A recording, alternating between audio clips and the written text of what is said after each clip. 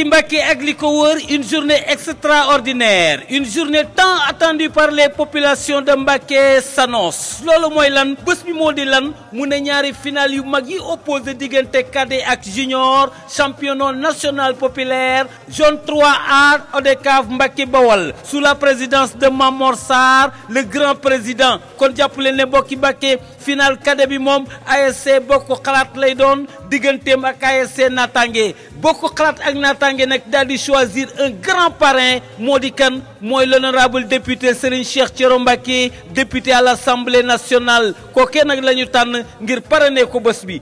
Deuxième finale bi ASC Madiana ak ASC moom sa réew tamit tànn kilifa tànn responsable tànn kàngam moo di kan mooy monsieur Kosso Sène, directeur général cadre de vie et hygiène publique. Kookee tam la gars yi tànn ngir parrainer ko bés bu mag bi. Ajjuma lay doon le 3 janvier 2025 ce sera deux finales yoo xamante ne day extraordinaire ci département bu Mbacké. Première heure bi ñan ñooy football ñu ne cadet bi ñooy football à partir de 16h. La deuxième heure mu ngi doon nag junior ci stade bu Mbacké lañ koy amale à partir de 17h lay doon bés la boo xam ne dana neex dana xumb dana dagan bu leen ko kenn nettali.